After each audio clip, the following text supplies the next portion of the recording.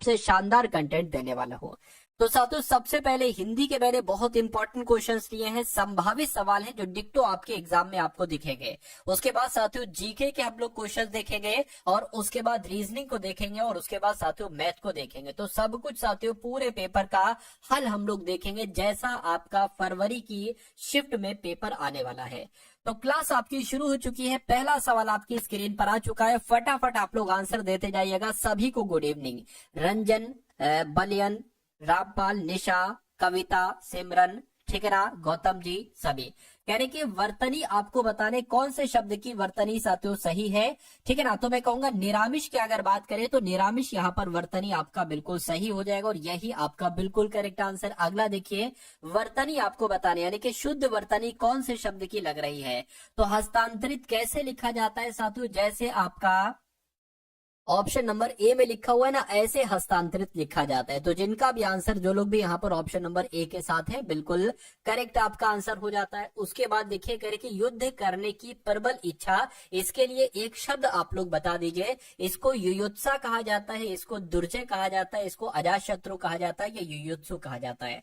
तो मैं कहूंगा अगर आपके एग्जाम में ये सवाल आ जाए कि युद्ध करने की प्रबल इच्छा के लिए एक शब्द क्या होगा, तो युयुत्सा कहा जाता है। आंसर आपका ऑप्शन नंबर ए हो जाएगा। नेक्स्ट नंबर का सवाल है, यानी कि दिए गए शब्द का समानार्थी शब्द बताइए। यानी कि झगड़ालू शब्द की अगर बात करते हैं, झगड़ा शब्द की बात करते हैं, तो समानार्थी बताइए। बैर होगा, द्वंद्व होगा, विरोध होगा या साथियों खार होगा। कहते नहीं कि उन दोनों में आपस में बैर हो, उन दोनों में आपस में झगड़ा हो गया है। ठीक है ना। तो इसको साथियों हम लोग क्या कह सकते हैं, द्वंद्व भी कहा जा सकता है। राइट आंसर आपका ऑप्शन नंबर। सभी दोस्तों की रिक्वायरमेंट पे एक बहुत बड़ा ऑफर लेके आ चुका हूँ मेरे दोस्त। इस प्रैक्टिस सेट के ऊपर आपके लिए एक ऐसा ऑफर है जहाँ से कि अब आपको ये प्रैक्टिस सेट लगाओगे और सबसे सस्ता प्रैक्टिस सेट मिलने वाला है आज तक के यूट्यूब के इतिहास में। दोस्त जो ऐसे जीडी के हमारे 15 प्रैक्टिस सेट की मैं सीरीज लेकर आया हूँ, उसके अंदर मैंने आपको कहा था मेरे भाई कि इन 15 प्रैक्टिस सेट जो आपके सामने हैं हमारे YouTube channel all exam class के ऊपर, जिससे आप कैसे प्राप्त कर सकते हो। तो ये व्हाट्सअप नंबर आपके सामने दिया है, इस पर मैसेज कीजिए। और ये प्रैक्टिस सेट जो आपको 300 रुपए मिलते हैं, उनकी मैंने प्राइस रखी थी गुण 50 रुपए। अब इनसे भी माइनस करके मेरे दोस्त मैंने कर दिया है 30 रुपए, मात्र 30 रुपए अंतिम दिनों में इस प्रैक्टिस सेट को आपको लगाने के लिए। गुण 50 से भी माइनस करके, क्योंकि बहुत सारे बच्चों का कमेंट आ रहा है सर हम इतना पैसा पे नहीं कर पा रहे हैं, पास पैसे नहीं है, तो उसके लिए मैंने मात्र 30 रुपए कर दिए हैं। और 15 प्रैक्टिस सेट मिल रहे हैं, यानी 2 रुपए में प्रैक्टिस सेट जरूर लगाना चाहिए अगर सिलेक्शन चाहिए, क्योंकि 70% कोर्स इस प्रैक्टिस सेट से ही मिलने वाला है आपको। तो देखते हैं कितने बच्चे लगाते हैं, बढ़ते हैं क्वेश्चन की ओर मेरे भाई। आपको बताना है क्या यहाँ पर शब्द आएगा। स्वस्थ के लिए पौष्टिक भोजन आवश्यक है, या जीवंतता के लिए पौष्टिक भोजन आवश्यक है, या बीमारी के लिए या अस्वास्थ्य के लिए। तो यहाँ पर आपका सही जवाब किस ऑप्शन के साथ जाएगा साथियों, ऑप्शन नंबर ए के साथ जाएगा। अगला सवाल आपकी स्क्रीन पर है, देखिए करके राम ने रावण का वध किया, या राम ने रावण की हत्या की, या मृत्यु किया, या साथियों मौत किया। तो खाली जगह में फटाफट आप लोग बता दीजिए कि कौन सा यहाँ पर साथियों शब्द आ सकता है।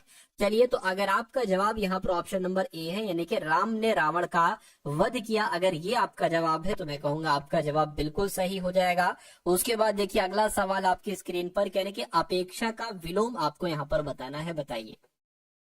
तो अपेक्षा का विलोम साथियों क्या उपेक्षा हो जाएगा, अनापेक्षा हो जाएगा, निरपेक्ष हो जाएगा, या साथियों सापेक्ष हो जाएगा।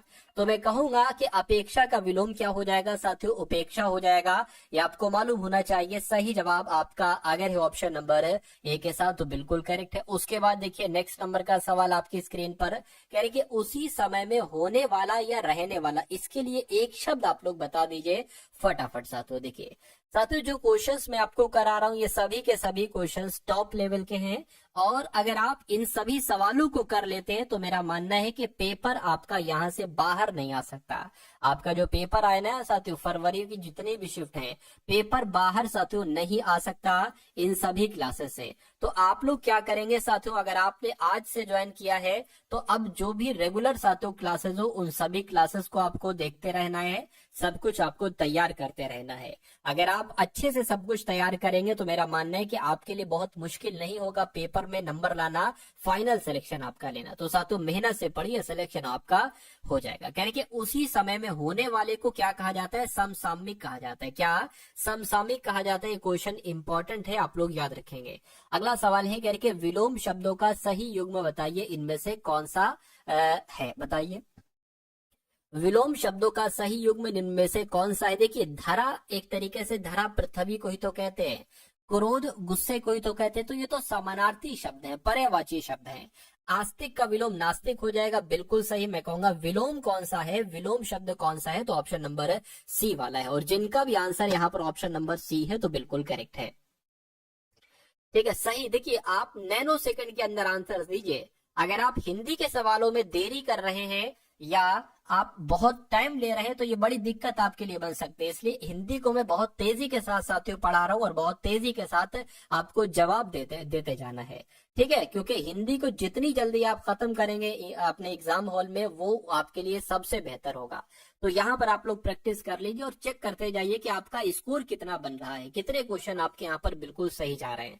कह रहे कि हम 10वीं कक्षा के छात्र आपको निवेदन करते हैं। यहाँ पर आपको बताने साथियों, आपको की जगह पर क्या आ जाएगा मुझे बताइए फटाफट साथियों, कि आपको की जगह पर हम 10वीं कक्षा के छात्र आ जाएगा। ठीक है ना, मतलब दिक्कत कहाँ पे है। ठीक है, निवेदन करते हैं आपसे। देखिए यहाँ पर अगर बात करें, हम 10वीं कक्षा के छात्र आपसे निवेदन करते हैं, तो यहाँ पर आपसे आना चाहिए, आपसे आना चाहिए। आपसे कहाँ पर लिखा हुआ है, ऑप्शन नंबर डी में लिखा हुआ है। तो यही आपका बिल्कुल सही जवाब है भाई, बहुत बढ़िया, वेरी गुड क्लास। साथियों फूल झड़ने का मतलब क्या होता है मुझे बता दीजिए। फूल झड़ने का मतलब, ये एक मुहावरा है और इस मुहावरे का मतलब आपसे पूछा जा रहा है। साथियों मैं रिक्वेस्ट करूंगा कि अगर वीडियो आपने अभी तक लाइक नहीं की तो रिक्वेस्ट आपसे ये है कि वीडियो को आप लोग लाइक कर दीजिए, क्योंकि साथियों वीडियो को पीपीटी को तैयार करवाने में पूरी टीम की मेहनत लगती है। तो कम से कम अगर आप एक लाइक दे देंगे तो मुझे बहुत अच्छा लगेगा। ठीक है, क्योंकि और जान लगाकर साथियों आपको पढ़ाया जाएगा, इसलिए वीडियो को लाइक कर दीजिए। और जो लोग चैनल पर नए हैं, चैनल को साथियों तुरंत सब्सक्राइब कर लीजिए। अगर फाइनल सिलेक्शन आप लेना चाहते हो तो चैनल को साथियों आप लोग सब्सक्राइब कर दीजिए। अब बात करते हैं साथियों इस सवाल की, करके फूल झड़ने का मतलब क्या, प्रिय वचन बोलना होता है, पतझड़ होना होता है, सुंदर लगना या हल्की बातें बोलना। मैं कहूंगा फूल झड़ना यानी कि प्रिय वचन बोलना।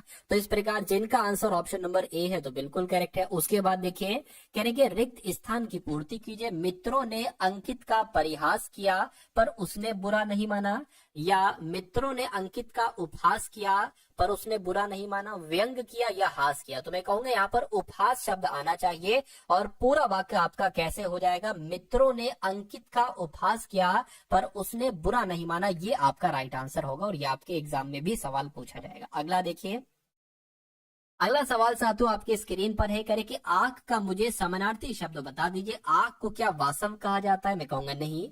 आंख को धनुज भी नहीं कहा जाता है, आंख को साथियों हग भी नहीं कहा जाता है। मेरे हिसाब से यहाँ पर दृग लिखा होगा और दृग लिखने की जगह पर हग लिख दिया। ठीक है, लेकिन कोई दिक्कत नहीं साथियों, मैं हूं, मैंने आपको बता दिया। तो आंख का पर्यायवाची दृग होता है साथियों।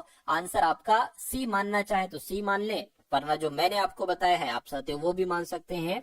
उसके बाद देखिए कहने के चार भुजाओं वाले के लिए एक शब्द साथियों क्या हो सकता है, फटाफट आंसर करके आप लोग यहाँ पर मुझे बता दीजिए। चतुर्दशी कहेंगे, चतुर्दशी कहेंगे, चतुर्भुज कहेंगे, या साथियों चतुरानन कहेंगे, या चहुमुखी कहेंगे। तो आप लोग याद रखेंगे चतुर्भुज कहा जाता है, यानी कि चार भुजाओं वाले के लिए एक शब्द क्या हो जाएगा साथियों, चतुर्भुज हो जाएगा। जिनका भी आंसर ऑप्शन नंबर बी के साथ है, मैं कहूंगा आंसर आपका बिल्कुल करेक्ट भाई, बहुत बढ़िया, वेरी गुड क्लास। अगला सवाल आपकी स्क्रीन पर कह रहे सभा समाप्त होने के बाद अतिथि घर चली गई। ठीक है ना, घर चली गई।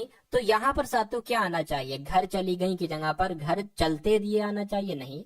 घर चलते गए आना चाहिए, नहीं। घर चले गए ये आना चाहिए। यानी कि पूरा वाक्य आपका क्या होगा, सभा समाप्त होने के बाद अतिथि घर चले गए, ये आपका पूरा वाक्य जो बनेगा वो साथियों शुद्ध बनेगा। तो इस प्रकार जिनका आंसर ऑप्शन नंबर डी के साथ है तो बिल्कुल करेक्ट है। ऐसा सवाल आपके एग्जाम में आएगा, एक सवाल 100% आएगा, इसलिए इसको सही करने की कोशिश करिए। यानी कि दिए गए वाक्य का वह भाग याद कीजिए जिसमें कोई त्रुटि है। अगर कोई त्रुटि नहीं है तो कोई त्रुटि नहीं है वाला ऑप्शन चुनिए। 10 रुपया, क्या साथियों 10 रुपया में क्या आता है? तो ये थोड़ी ना होना चाहिए, 10 रुपए में क्या आता है ये होना चाहिए। तो दिक्कत वन वाले में है, वन वाले में है। तो वन कहां पर लिखा हुआ है? ऑप्शन नंबर डी में लिखा हुआ है। तो ऐसे करके सवाल आएगा, ऐसे आप लोग यहाँ पर याद रखेंगे। अगला सवाल आपकी स्क्रीन पर है, देखिए और बताइए सही जवाब क्या होगा। साथियों अगर आपने अभी तक इस वीडियो को शेयर नहीं किया है तो मैं रिक्वेस्ट आपसे करता हूं कि वीडियो को अपने मित्रों के साथ शेयर कर दीजिए। यानी कि जो भी आपके जानने में मित्र हैं, आपके संबंधी गण हैं, या कुछ आपके पास ऐसे ग्रुप्स हैं जिसमें स्टडी वाले बच्चे हैं, तो वहां पर साथियों अगर आप ये वीडियो पहुंचा सकते हैं तो पहुंचा दीजिए, वीडियो को शेयर कर दीजिए, आपका दिल से धन्यवाद होगा। अगला सवाल करके शुद्ध वर्तनी, यानी कि आपसे पूछा जा रहा है उन्मीलित की सही वर्तनी क्या होगी। ये तो उन्मीलित लिखा हुआ है जो कि गलत है, ये उन्मीलित लिखा हुआ है जो कि गलत है। उन्मीलित होता है, और उन्मीलित कहां पर लिखा हुआ है? ऑप्शन नंबर सी में लिखा हुआ है। इस प्रकार आपका राइट आंसर अगर है ऑप्शन नंबर सी तो बिल्कुल करेक्ट है। अब उसके बाद देखेंगे नेक्स्ट नंबर का सवाल है करके ज्योतियों में दाल बांटना, इसका मतलब क्या होता है फटाफट बताइए। ज्योतियों में दाल बांटना तो साफ इनकार करना नहीं, बाधा पैदा करना नहीं, आपस में लड़ाई झगड़ा हो जाना, बिल्कुल साथियों कुछ ठीक है ना, कुछ लोगों में आपस में लड़ाई झगड़ा हो जाता है ना, तो उसको कहा जाता है भाई ये लोग तो ज्योतियों में दाल बांट रहे हैं। तो अगर आपके एग्जाम में साथियों ये सवाल पूछा जाए तो मेरी गलती नहीं है, फिर मत कहिएगा कि सर आपने बताया नहीं। जो जो सवाल एग्जाम में आएंगे मैं अभी आपको पढ़ा दूंगा, मैं अभी आपको इतना एक्सपर्ट बना दूंगा कि एग्जाम में आया हुआ हर एक सवाल आप कर पाएंगे। हिंदी की मैं पूरी गारंटी लेता हूँ, रीजनिंग की मैं पूरी गारंटी लेता हूँ, मैथ की मैं पूरी गारंटी लेता हूँ। जीएस में आपको इतनी पढ़ा दूंगा कि साथियों 12 से 13 सवाल आप बिल्कुल सही कर ले जाओ, ठीक है ना। बाकी साथियों मर्जी आपकी है, अगर आप मेहनत से पढ़ेंगे, इन सभी क्लासेस को देखेंगे तो कोई बड़ी बात नहीं है। एसएससी जीडी एक छोटी पोस्ट है, इसमें सिलेक्शन पाना आसान है। मैं नहीं कहूंगा साथियों कि बिल्कुल आसान है, ऐसा भी नहीं बिल्कुल हलवा है। मेहनत करोगे तो कोई चीज मुश्किल आपके लिए नहीं होगी, लेकिन अगर आप एसएससी जीडी के एग्जाम को मुश्किल मान लोगे तो वो आपके लिए मुश्किल हो जाएगा। आसान मान लोगे आसान हो जाएगा, बशर्ते आसान तब मानना है जब मेहनत आप करने की तत्परता में हो, यानी कि मेहनत आप कर सको। तो मेहनत करिए, कोई भी चीज मुश्किल नहीं होगी। चलिए कहने के गुरुजनों पर श्रद्धा रखनी चाहिए, तो आपको बताने साथियों यहाँ पर क्या कोई दिक्कत है या कोई दिक्कत नहीं। देखिए गुरुजनों पर सही है, श्रद्धा रखनी चाहिए बिल्कुल से, तो कोई दिक्कत इसमें नहीं है। मैं कहूँ और मैं कहूंगा कि कोई त्रुटि नहीं है, ये वाला ऑप्शन आपका सही हो जाएगा। मैं देख रहा हूँ साथियों नागेंद्र, रेशमिका, सरिता, अंजलि, माही, गौतम, रंजना, काजल, निशा, अंशु, नीरज, पूनम, अनूप, रंजन, बलियन, ऋषि, सभी का आंसर यहाँ पर जो जा रहा है वो बिल्कुल करेक्ट जा रहा है साथियों। लेकिन लाइक आपने अभी कंजूसी है भाई, लाइक जिन्होंने नहीं किया है वो लोग साथियों लाइक कर दीजिए, उनसे मैं रिक्वेस्ट कर रहा हूँ। अगला सवाल देखिए करके उसका स्वर अत्यंत कर्कश था। खाली जगह आपको बताना है, खाली जगह से संबंधित 2 सवाल आएंगे, यानी कि 4 नंबर के सवाल आएंगे साथियों खाली जगह से संबंधित।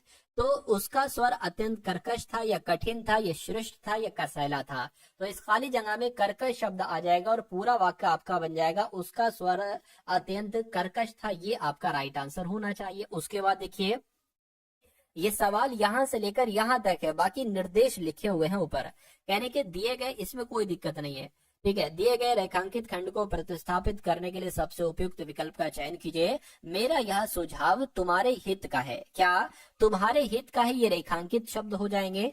इसकी जगह पर आपको बताने क्या आएगा, मेरा यह सुझाव तुम्हारे हित का है, ये होना चाहिए। अगर देखिए यहाँ पर ये हो जाता मेरा यह सुझाव तुम्हारे हित के लिए, क्या साथी हो जाता, तुम्हारे हित के लिए है, क्या तुम्हारे हित के लिए है। अगर ये हो जाता तो मैं कहूंगा आपका पूरा वाक्य सही हो जाता।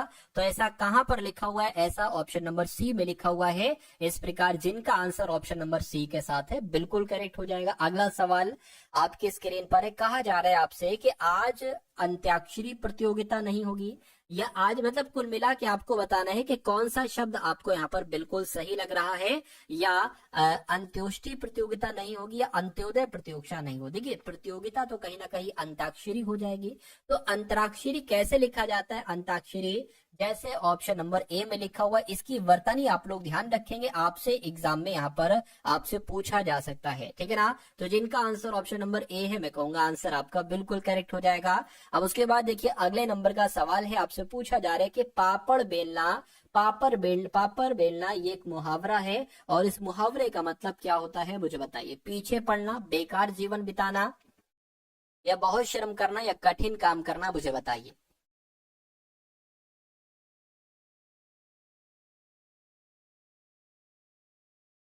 चलिए देखिए, मैं कहूंगा साथियों, कहते नहीं यार तुमने तो बहुत पापड़ बेले, यानी कि तुमने तो बहुत मेहनत करी, तुमने तो बहुत श्रम करा। तो ये आपका सही जवाब हो जाएगा ऑप्शन नंबर सी। अगला देखिए, करेंगे उसने अपनी भूल के लिए दया मांगी।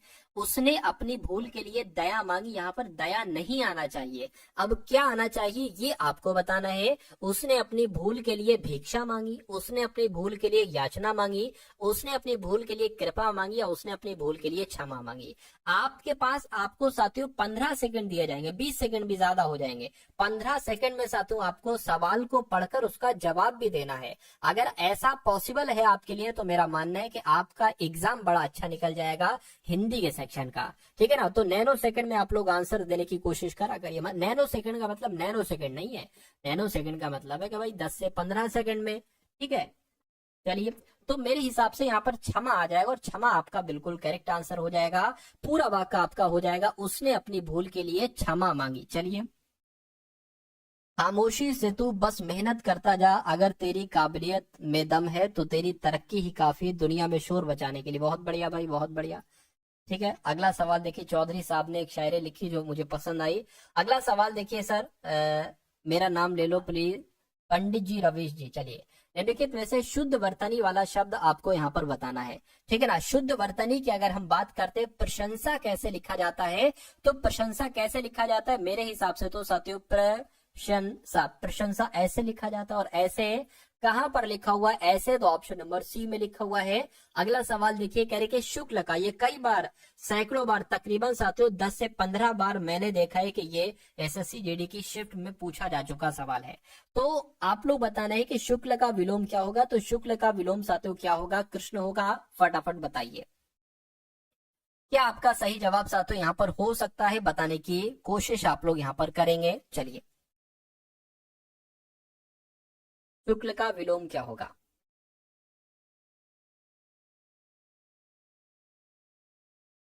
तो जिनका भी आंसर डी है, मैं कहूंगा आंसर आपका बिल्कुल करेक्ट हो जाता है भाई, बहुत बढ़िया, वेरी गुड क्लास। तो अब अगर बात करते हैं साथियों, अब यहां से आप लोग देखेंगे जीके के क्वेश्चंस प्लस करंट अफेयर के क्वेश्चंस।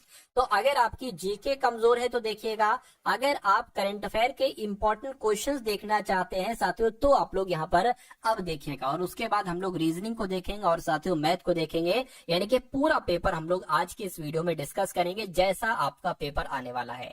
यानी कि उत्तराखंड की स्थापना दिवस साथियों कब मनाया जाता है, तो 9 नवंबर को मनाया जाता है। उत्तराखंड की स्थापना दिवस 9 नवंबर को मनाया जाता है।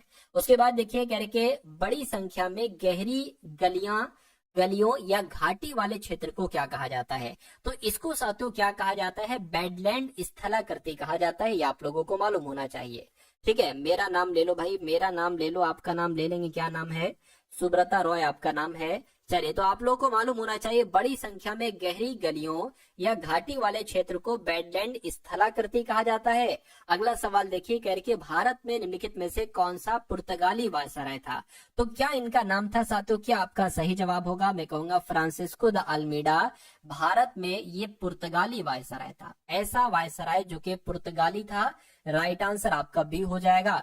उसके बाद देखिए, अगले नंबर का सवाल कह रहे कि निम्नलिखित में से किस देश में दुनिया का सबसे बड़ा आइस रिंक है जिसे रेडियो कैनाल कहा जाता है, तो किसकी बात चल रही है, कहां पर ऐसा है, मैं कहूंगा कनाडा की बात चल रही है। यानी कि दुनिया का सबसे बड़ा आइस रिंक कहां पर है, कनाडा में है, जिसे रेडियो कैनाल के नाम से जाना जाता है। उसके बाद देखिए, अगला सवाल कह रहे कि निम्नलिखित में से किस यौगिक को नॉर्वेजियन सॉल्ट पीटर भी कहा जाता है, तो किसको साथियों नॉर्वेजियन सॉल्ट पीटर कहा जाता है, मैं कहूंगा कैल्शियम नाइट्रेट की जब हम बात करते हैं तो कैल्शियम नाइट्रेट को ही नॉर्वेजियन सॉल्ट पीटर कहा जाता है। राइट आंसर आपका ऑप्शन नंबर सी हो जाएगा। अगला सवाल देखिए, आप लोग आंसर देते रहिए ना, ठीक है, मैं थोड़ी थोड़ी देर में देखता जाता हूँ और नाम आपका बोल दूंगा, क्या दिक्कत है, आंसर आप लोग दीजिए।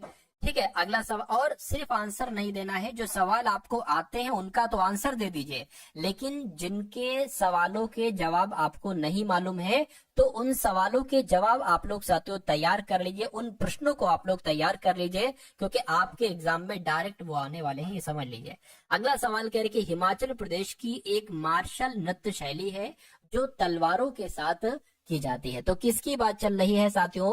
खरैती आपका सही जवाब हो जाएगा, यानी कि ये हिमाचल प्रदेश की एक नृत्य शैली है जिसका नाम है खरैती। अगर पूछा जाए खरैती नृत्य शैली कहाँ की है तो हिमाचल प्रदेश की, और ये तलवारों के साथ साथियों खेली जाती है। अगला सवाल आपकी स्क्रीन पर है, आपसे कहा जा रहा है कि सामान्यतः गर्म महासागरीय धाराएं कर्क रेखा के निकट उत्पन्न होती हैं और ध्रुवों की ओर गतिमान होती है। मतलब कर्क रेखा खाली जगह में आएगा, या अंटार्कटिक वृत्त आएगा, भूमध्य रेखा आएगा, या आर्कटिक वृत्त आएगा। तो ये बिल्कुल एग्जाम ओरिएंटेड सवाल है, आप लोग याद रखेंगे कि सामान्यतः गर्म महासागरीय धाराएं भूमध्य रेखा के निकट उत्पन्न होती हैं और ध्रुवों की ओर गतिमान होती हैं। सही जवाब आपका ऑप्शन नंबर सी हो जाएगा। स्लोली पढ़ाइए। सभी दोस्तों के रिक्वायरमेंट पे एक बहुत बड़ा ऑफर लेके आ चुका हूँ मेरे दोस्त। इस प्रैक्टिस सेट के ऊपर आपके लिए एक अच्छा ऑफर है, जहाँ से कि अब आपको ये प्रैक्टिस सेट लगाओगे और सबसे सस्ता प्रैक्टिस सेट मिलने वाला है आज तक के यूट्यूब के इतिहास में। दोस्त जो ऐसे जीडी के 15 प्रैक्टिस सेट की मैं सीरीज लेकर आया हूँ, उसके अंदर मैंने आपको कहा था मेरे भाई कि इन 15 प्रैक्टिस सेट जो आपके सामने हैं हमारे YouTube channel all exam class के ऊपर, जिससे आप कैसे प्राप्त कर सकते हो, तो ये व्हाट्सअप नंबर आपके सामने दिया है, इस पे मैसेज कीजिए। और ये प्रैक्टिस सेट जो आपको 300 रुपए मिलते हैं, उनकी मैंने प्राइस रखी थी गुण 50 रुपए। अब इनसे भी माइनस करके मेरे दोस्त मैंने कर दिया है 30 रुपए, मात्र 30 रुपए अंतिम दिनों में इस प्रैक्टिस सेट को आपको लगाने के लिए।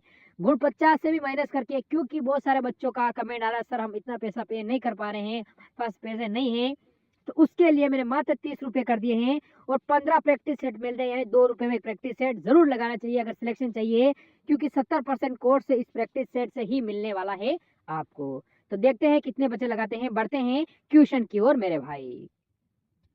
देखिए स्लोली पढ़ाने का क्या एक तरीके से है, क्योंकि मैं ये चाहता हूं कि अगर आप यहाँ स्लो पढ़ेंगे तो एग्जाम में भी आप आंसर स्लो लगाएंगे, और आप जब वहां पर स्लो लगाएंगे तो फिर दिक्कत हो जाएगी, रीजनिंग मैथ पढ़ने के लिए आपके पास फिर दिक्कत रहेगी, ठीक है, उनको आप नहीं कर पाओगे। तो आप अपने अगर पूरे आप साथियों क्या आपका पूरा ध्यान अगर क्लास में है तो ये स्पीड एक बहुत अच्छी स्पीड है, इसी स्पीड से आप पढ़ने की कोशिश कीजिए, ठीक है। भारत के कितने राज्यों की सीमा सिक्किम से जुड़ी हुई है? तो भारत के कितने राज्यों की सीमा सिक्किम से जुड़ी हुई है? मैं कहूंगा साथियों सिर्फ और सिर्फ एक आपका सही जवाब हो जाएगा। अगला सवाल कह रहे के अनुच्छेद 19 की जब हम बात करते हैं तो अनुच्छेद 19 के तहत गारंटीकृत सभी मौलिक अधिकार भारत के संविधान के किस अनुच्छेद के तहत स्वचालित रूप से निलंबित हो जाते हैं? तो किस अनुच्छेद की बात चल रही है? अनुच्छेद 352 की बात चल रही है, ये आपको साथियों यहाँ पर मालूम होना चाहिए। अगला सवाल आपकी स्क्रीन पर है, इस सवाल को साथियों देखिए और मुझे बता दीजिए आपका सही जवाब यहाँ पर साथियों किस ऑप्शन के साथ यहाँ पर जा सकता है। चलिए भाई, तो यहाँ पर अगर साथियों हम लोग बात करें अमूल, यानी कि अमूल गुजरात से दूध, और एक सेकंड रुकिए,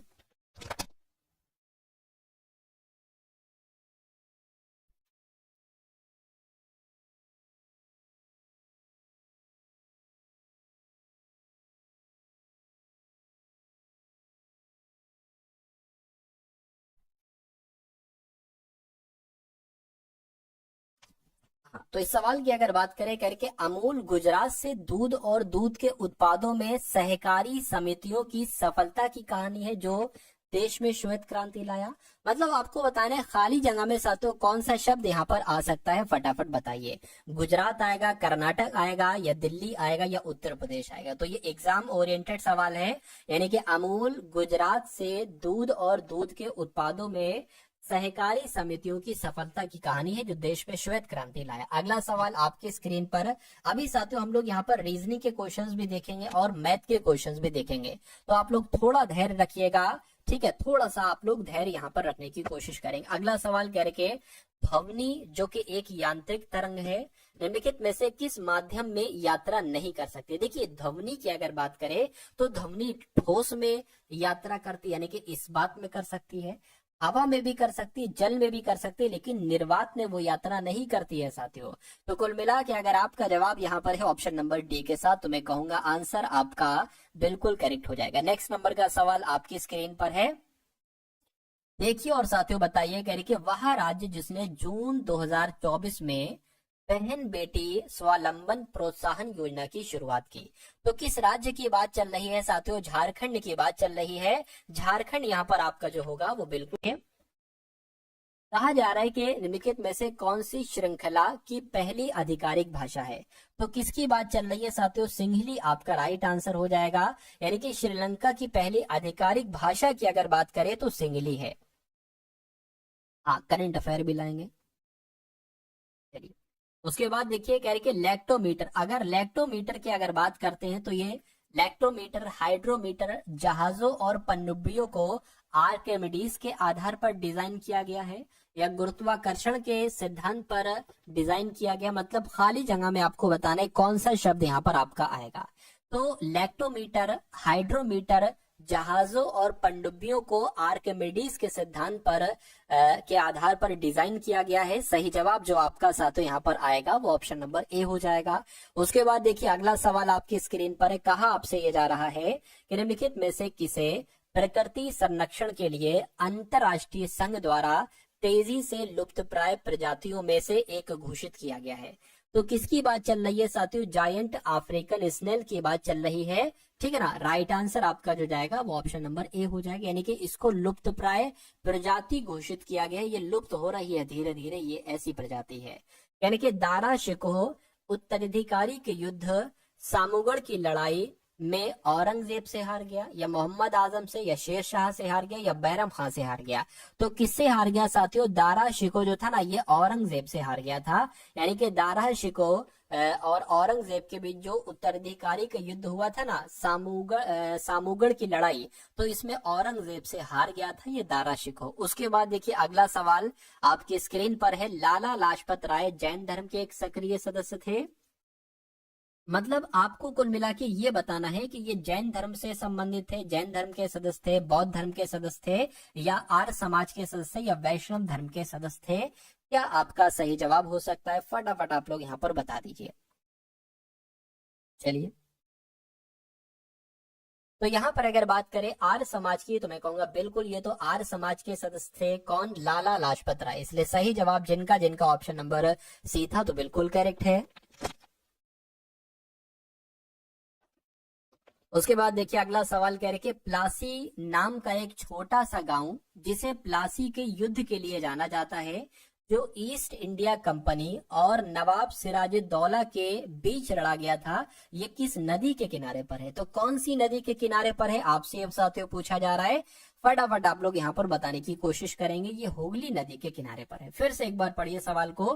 प्लासी नाम का एक छोटा सा गांव जिसे प्लासी के युद्ध के लिए जाना जाता है, जो ईस्ट इंडिया कंपनी और नवाब सिराजुद्दौला के बीच लड़ा गया था, ये किस नदी के किनारे पर स्थित है? तो हुगली नदी के किनारे पर स्थित है। ये आपको मालूम होना चाहिए। फीस देखकर क्या करेंगे भाई? फीस देखकर क्या करेंगे? अगला सवाल, जून 2024 में कौन ग्रीन डे के बेटर न्यूट्रिशन ब्रांड की ब्रांड एम्बेसडर बनी? तो ये इंपॉर्टेंट साथियों करंट अफेयर का सवाल है। ठीक है ना, करंट अफेयर का अभी फेस दिखाना इसमें पॉसिबल है ही नहीं। ठीक है, क्योंकि अभी सारा जो लैपटॉप स्क्रीन रिकॉर्ड कर रहा है वो लैपटॉप की स्क्रीन रिकॉर्ड कर रहा है। ठीक है ना, अगला सवाल देखिए, नेक्स्ट नंबर का सवाल है। इस सवाल को देखिए और बताने की कोशिश कीजिए राइट आंसर क्या होगा। तो आप लोगों को याद रखना है कि ग्रीन डे के बेटर न्यूट्रिशन की ब्रांड एम्बेसडर कौन बनी है? तो पीवी सिंधु बनी है। कौन बनी है साथियों? पीवी सिंधु बनी है। सही जवाब आपका ऑप्शन नंबर बी हो जाएगा। अगला सवाल आपकी स्क्रीन पर है। कह रहे कि मधु के लिए मधुमक्खियों और छत्तों का पालन और रख रखाव ये फ्लोरिकल्चर कहलाता है, एपीकल्चर कहलाता है, सेरीकल्चर कहलाता है या पिसीकल्चर कहलाता है?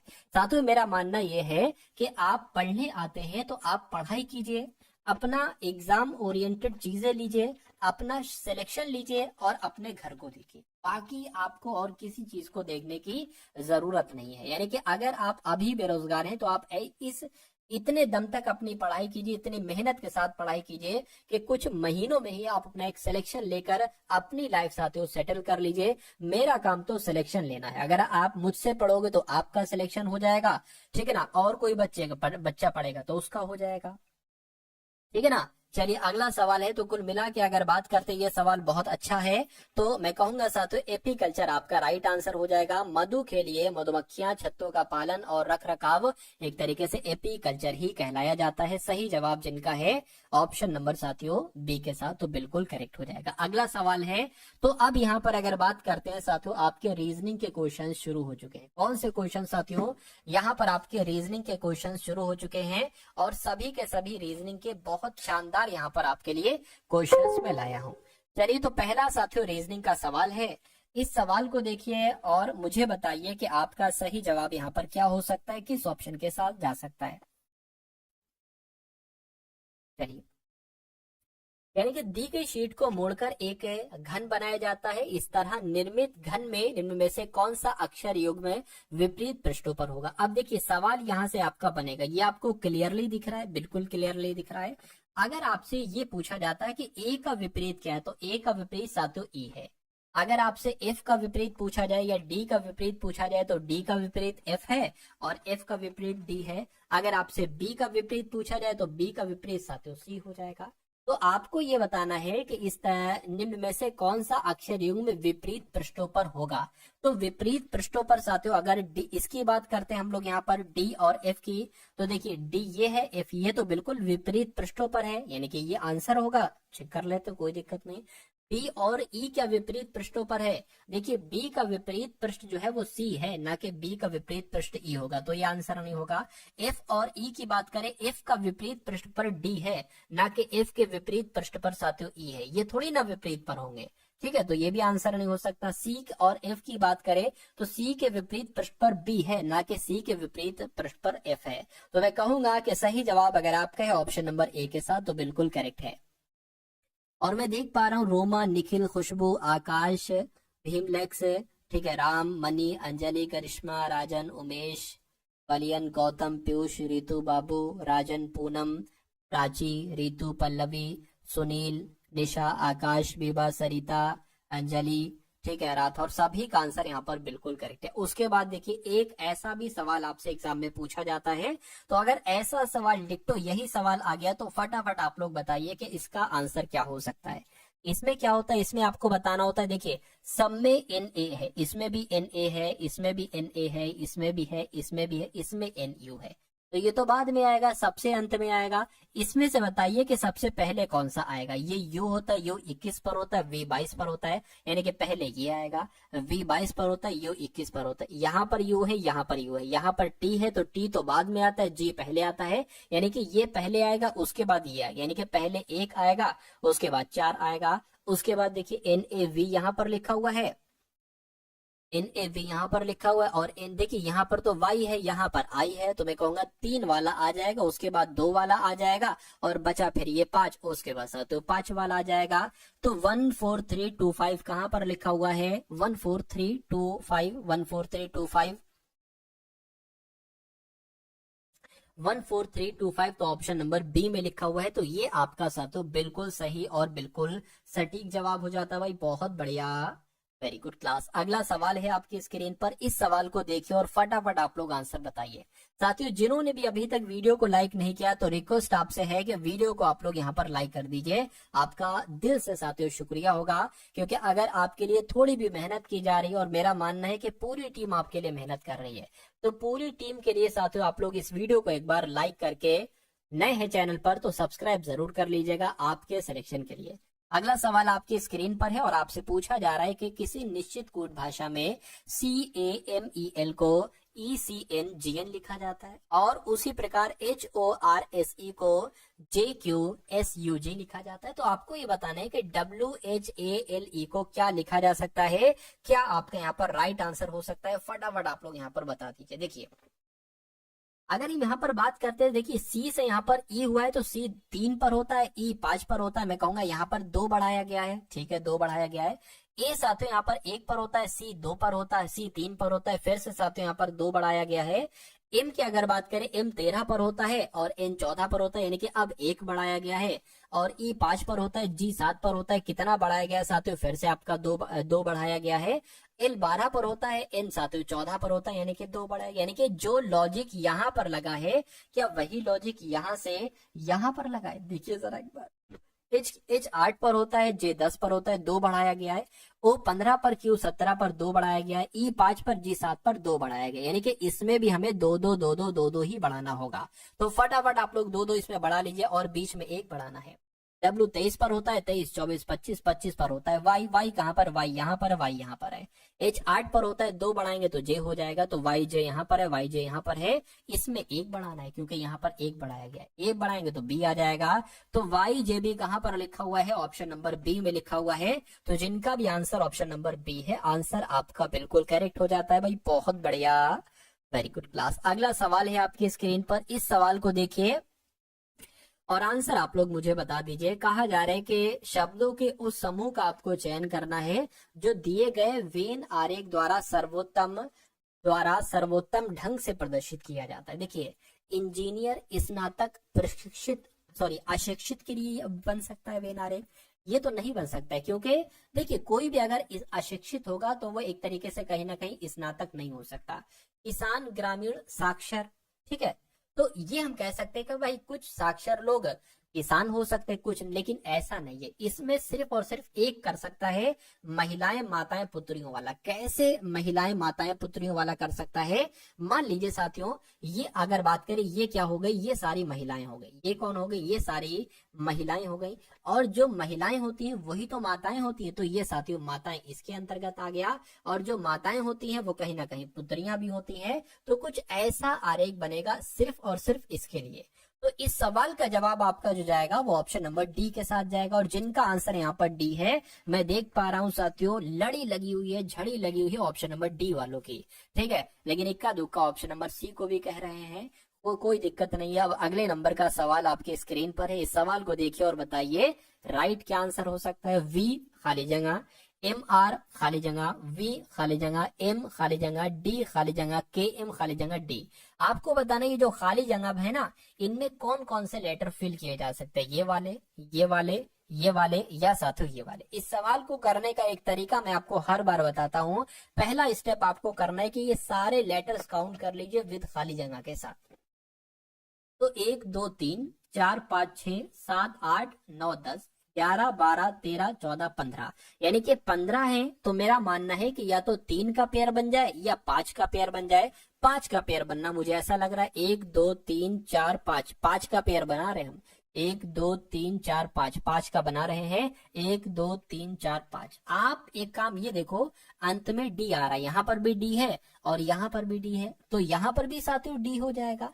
अब आप देखिए अंत में एम आर डी आ रहा है, ठीक है ना। ये एक काम करिए साथियों, V यहाँ पर भी, V यहाँ पर भी, तो यहाँ पर भी साथियों V आ जाएगा, ठीक है ना। अब अगर बात करें साथियों, देखिए आप लोग यहाँ पर के V के M है, तो अच्छा यहाँ पर अगर बात करते हैं V के M है, तो यहाँ पर V है, M है, लेकिन K नहीं है, तो यहाँ पर K आ जाएगा। देखिए V के M हो गया, तो इसको भी साथियों V के M कर लीजिए। अब यहाँ पर आपको पूरा मिल गया V के M आर डी, तो V के M आर डी, आर लिख लीजिए, V के M R D, R D यहाँ पर लिख लीजिए।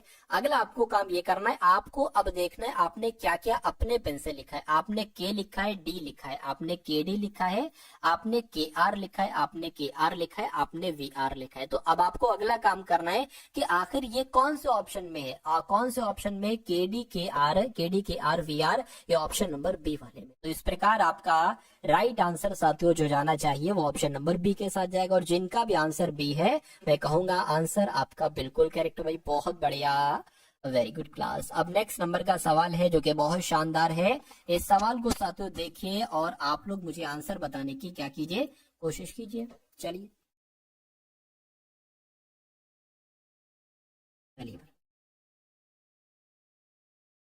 तो यहाँ पर अगर बात करें साथियों, अच्छा सवाल है ये। कहा जा रहा है कि ए डी का पिता, देखिए पूरा सवाल आपको नहीं पढ़ना है, आपसे जो जो मतलब जो जो कहा जा रहा है ना वो आप करते जाइए। पूरा सवाल पढ़ेंगे तो कंफ्यूज हो सकते हैं।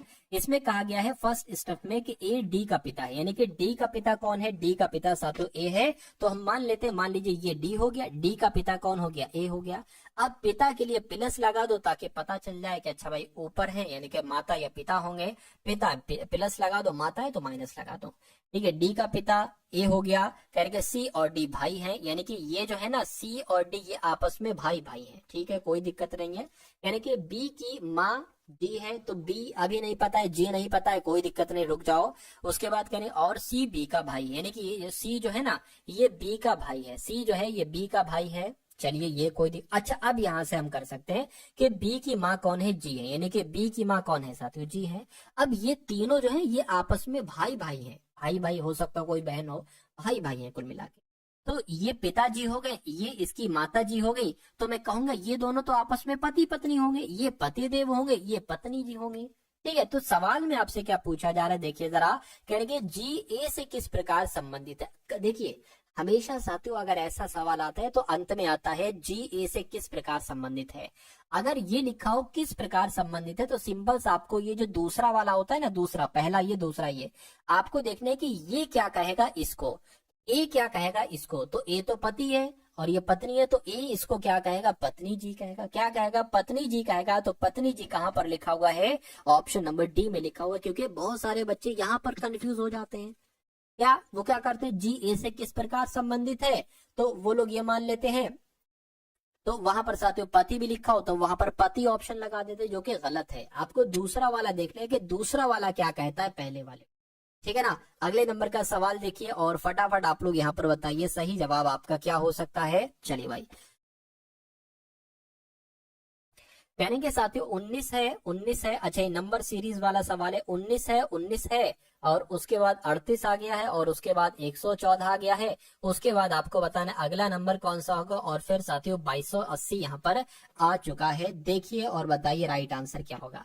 अब यहाँ पर अगर बात करें साथियों, यहाँ पर अगर बात करें कॉन्सेप्ट क्या है, देखिए 19 से 19 और 19 से 38 हुआ है, मैं आपको बता दूंगा। 19 में अगर हम 1 की गुणा करते हैं तो 19 आ जाएगा, 19 में अगर हम 2 की गुणा करते हैं तो 38 आ जाएगा। अब 38 में साथियों किसकी गुणा करें, देखिए 38 में अगर मेरे हिसाब से 3 की गुणा करें, देखिए जरा 3 अट्ठे 24 हो जाएगा, 3 3 9 11। बिल्कुल साथियों 38 में अगर 3 की गुणा करोगे तो ये 124 हो जाएगा।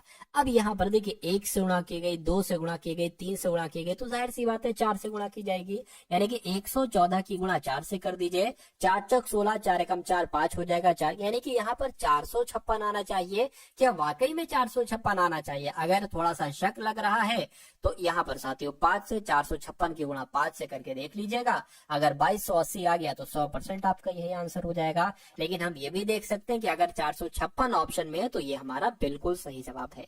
और बिल्कुल साथियों 456 ऑप्शन में है तो जिनका भी आंसर ऑप्शन नंबर बी के साथ है, मैं कहूंगा आंसर आपका बिल्कुल करेक्ट है। अभी तो साथियों रीजनिंग चल रही है, अभी आपके मैथ के भी सवाल होंगे, तो थोड़ा सा आप लोग यहाँ पर धैर्य रखिएगा। अगर आप पूरा पेपर को पास करना चाहते हैं तो इस क्लास को साथियों आप लोग अंत तक देखिएगा, ये जान भर देगी आपकी तैयारी में और आपकी तैयारी को साथियों बड़ी ही मजबूत कर डालेगी। अगला सवाल आपकी स्क्रीन पर कहने के मिस्टेक को यहाँ पर मतलब MISTAKE को 9765412 लिखा जाता है, उसी प्रकार NAKED को 84123 लिखा जाता है। तो आपको ये बताना है कि यहाँ पर INTIMAT को क्या लिखा जा सकता है। अब कभी भी साथियों अगर आप देखो कि कुछ लेटर्स हैं और कुछ नंबर्स हैं, फिर से कुछ लेटर्स हैं और फिर से कुछ नंबर है, तो सबसे पहला कॉन्सेप्ट आपके ध्यान में ये आना चाहिए कि कहीं ऐसा तो नहीं कि M का कोड यहाँ पर 9 हो, I का कोड यहाँ पर 7 हो। अब आप ये देख लीजिए कि I का कोड हमें यहाँ पर निकालना है, तो I का कोड अगर 7 है, ठीक है ना, तो यहाँ पर 7 आना चाहिए। अब आप ऑप्शन में देख लो कि कहीं 7 है तो यहाँ पर भी, यहाँ पर भी, यहाँ पर भी। अब N का कोड देखो, N का कोड इसमें से मिलेगा नहीं, N का कोड इसमें से मिलेगा, N का कोड 8 है तो यहाँ पर 8 क्या 78 ऑप्शन में, बिल्कुल साथियों 78 ऑप्शन में है। अब T का कोड देख लो, T का कोड आपको यहां से मिल जाएगा 1 2 3 4, 1 2 3 4 यानी कि 5 आ जाएगा। I की अगर बात करें, I का कोड अभी आपने देखा, ठीक है, अभी आपने देखा साथियों 7 है तो यहाँ पर 7, यानी कि 78 57 कहाँ लिखा हुआ है, 78 57 एक यहाँ पर लिखा हुआ, यहीं पर लिखा हुआ है, तो मैं कहूंगा यही आपका बिल्कुल सही जवाब हो जाएगा। उसी प्रकार एम का कोड देख लो, 9 है तो 9 आ जाएगा, और ए का कोड देख लो, ए का कोड साथियों यहाँ पर 4 है तो 4 आ जाएगा। टी की बात करें, टी का कोड साथियों यहाँ पर 5 है तो 5 आ गया, और फिर 2 आ जाएगा। तो कुल मिला के 78 57 94 52 कहाँ पर लिखा हुआ है, तो ऑप्शन नंबर बी में लिखा हुआ है, और यही आपका सही जवाब है। चलिए उसके बाद देखिए नेक्स्ट नंबर का सवाल है, ये फेवरेट सवाल है एग्जामिनर का भी और मेरा भी। कैसे फेवरेट है, कथन और निष्कर्ष वाले सवाल आते ही आते हैं साथियों, आते ही आते हैं। चलिए तो अभी सवाल को देख लीजिए और फटाफट आंसर आप लोग यहाँ पर कमेंट सेक्शन में बता दीजिए। कह रहे कि कथन है और 2 निष्कर्ष है, 2 कथन है 2 निष्कर्ष है। देखिए और बताइए सही जवाब क्या होगा। कहा आपसे जा रहा है कि सभी स्कूटर 2 पहिया वाहन, क्या साथियों, यहाँ पर अगर बात करें साथियों सभी स्कूटर 2 पहिया वाहन है, तो मान लीजिए ये स्कूटर हो गए, ये क्या हो गए, ये स्कूटर हो गए, और सभी स्कूटर 2 पहिया, ये मान लीजिए 2 पहिया वाहन, 2 पहिया वाहन हो गए, तो सभी स्कूटर 2 पहिया वाहन हो गए, सभी साइकिल 2 पहिया वाहन हो गए, यानी कि 2 पहिया वाहन के अंतर्गत साथियों साइकिल भी आ जाएगी। अब निष्कर्ष को पढ़िए और बताइए कौन सा निष्कर्ष सही है। कहने के सभी स्कूटर साइकिल है, सभी स्कूटर, ठीक है ना, साइकिल। भाई देखिए स्कूटर और साइकिल का तो कोई रिश्ता ही नहीं है। अगर ये कहा जाता कि सभी स्कूटर 2 पहिया वाहन है तो आपका सही हो जाता है, लेकिन स्कूटर साइकिल में तो दूर दूर तक कोई अंतर नहीं है, लेकिन ये कह रहे हैं सभी स्कूटर साइकिल है, तो ये गलत हो जाएगा। सभी साइकिल स्कूटर, वही बात फिर से कह दी, तो सभी साइकिल स्कूटर कैसे हो सकते हैं भाई, इनका कोई लेना देना नहीं है, ये भी आपका गलत हो जाएगा। यानी कि ना तो निष्कर्ष 1 और ना ही निष्कर्ष 2 अनुसरण करता है। ऐसा कहां पर लिखा हुआ है, ऐसा आपके ऑप्शन नंबर ए में लिखा हुआ है। अगला सवाल साथियों देखिए आप लोग और बताइए सही जवाब आपका यहाँ पर क्या हो सकता है, मुझे बताइए। चलिए देखिए यहाँ पर अगर बात करें साथियों, क्या आपसे कहा जा रहा है केचुए का अरजुकी से संबंध बताया गया है, ठीक है ना, यानी कि केचुए और अरजुकी का जो संबंध बताया गया है वो आपको बताना है मछली का किससे है, रज्जुकी से है, अरजुकी से है, सरीसृप से है, या स्तनधारी से है, मुझे बताइए। देखिए केचुए का एक टाइप्स होता है, केचुए बहुत टाइप्स के होते हैं, एक टाइप्स इसका होता है अरज्जुकी। उसी प्रकार मछली का एक टाइप साथियों क्या होता है, रज्जुकी। क्या, रज्जुकी। तो इस प्रकार आपसे अगर ये सवाल पूछा जाए ना, और डिक्टो ये सवाल पूछा जाता है, डिक्टो साथियों, तो आप लोगों से पूछा जाएगा साथियों डिक्टो, आप लोगों को थोड़ा सा यहाँ पर ध्यान रखना है। उसके बाद देख लीजिए नेक्स्ट नंबर का सवाल आपकी स्क्रीन पर है। आपसे कहा जा रहा है कि एक निश्चित कोड भाषा में IMPORT को GKRQPR लिखा जाता है, तो उसी कोड भाषा में EXPEND को क्या लिखा जा सकता है साथियों, फटाफट आप लोग बता दीजिए। चलिए अब सबसे पहले आपको देखना है कि आखिर यहाँ पर लॉजिक क्या लगा है। जो यहाँ से ये बनाने में लॉजिक लगा है वही इससे बना देंगे, वही लॉजिक। तो देखिए आई होता है साथियों आपका किस पर, मैं आपको लिखकर बता देता हूँ। यहाँ पर आई होता है आपका 9 पर, एम होता है 13 पर, पी होता है 16 पर, ओ होता है 15 पर, आर होता है 18 पर, टी होता है 20 पर। इसको यहाँ पर लिख लेते हैं साथियों, ठीक है ना। जी 7 पर होता है, के 11 पर होता है, आर 18 पर होता है, क्यू 17 पर होता है, पी 16 पर होता है, आर 18 पर होता है। देखिए 9 से 7 हो गया, यानी कि यहाँ पर 2 बड़ा है, ठीक है 2 बढ़ा दिया। 9 से 7 हुआ है, 2 बड़ा थोड़ी 2 घटा है। 13 से यहाँ पर 11 हुआ है, फिर से साथियों एक तरीके से 2 घटा, यानी कि 2 घटाया और फिर से साथियों 2 घटाया। अब 16 से यहाँ पर क्या हो गया 18, यानी कि अब 2 बढ़ा दिया है। उसी प्रकार 15 से यहाँ पर क्या हुआ 17, यानी कि फिर से साथियों 2 बढ़ा दिया गया, यानी कि 2 घटाया 2 घटाया 2 बढ़ाया 2 बढ़ाया, और 18 से 16, 20 से 16, यानी कि फिर से 2 घटा दिया, फिर से 2 घटा दिया। तो जो लॉजिक यहाँ पर है क्या वही लॉजिक यहाँ पर लगेगा। ट्राई करने की कोशिश हम लोग करते हैं। तो जैसे कि 2 घटाया है तो ई में साथियों 2 घटाओगे तो सी आ जाएगा। अब सी कहाँ पर है, सी एक तो यहाँ पर है, सी एक तो यहाँ पर है। एक्स में 2 घटाओगे तो साथियों वी आ जाएगा, वी एक तो यहाँ पर है और साथियों एक यहाँ पर है। अब इसमें 2 बढ़ाना है आपको। पी में जब 2 बढ़ाओगे तो आर हो जाएगा, आर यहाँ पर है। ई में 2 बढ़ाओगे जी हो जाएगा, जी यहाँ पर है। अब इसमें 2 घटाना है, 2 घटाओगे एल हो जाएगा, डी में 2 घटाओगे बी हो जाएगा। यानी कि फाइनली हमें आंसर मिल चुका है। हमारा आंसर किस ऑप्शन के साथ जाएगा, तो ऑप्शन नंबर डी के साथ जाएगा। अगला सवाल देखिए, ये अच्छा सवाल है, ठीक है ना, ये अच्छा सवाल है साथियों, एक कॉन्सेप्चुअल सवाल है। देखिए और बताइए कि आपका सही जवाब यहाँ पर किस ऑप्शन के साथ जा सकता है। सवाल में सबसे पहले पढ़िए कि आखिर सवाल में आपसे पूछा क्या जा रहा है, कहा क्या जा रहा है। सवाल में आपसे कहा जा रहा है कि डिलीवरी बॉय है 6, यानी कि 6 डिलीवरी बॉय हैं जिनके नाम है U, V, W, X, Y और जेड। एक स्टॉक रूम से अपना सामान लेने के लिए एक पंक्ति में एक के बाद एक करके खड़े हैं। अब यहाँ से सवाल, वास्तविक सवाल जो है यहाँ से शुरू होता है, यानी कि जेड डब्ल्यू के ठीक बगल में है, पंक्ति में दोनों छोरों पर जेड और वाई है, और डब्ल्यू जेड और वी के बीच में है, एक्स के ठीक बगल में यू है, और एक्स और वाई एक्स के ठीक दाएं बगल में है। तो कौन सा डिलीवरी बॉय दाएं ओर से चौथे स्थान पर है? तो कुल मिला के 6 डिलीवरी बॉय है, तो 1 2 3 4 5 और 1 6 डिलीवरी बॉय हो गए। पहली बात कही गई है कि जेड डब्ल्यू के ठीक बगल में है, तो हम कहीं पर भी कुछ भी बना सकते हैं।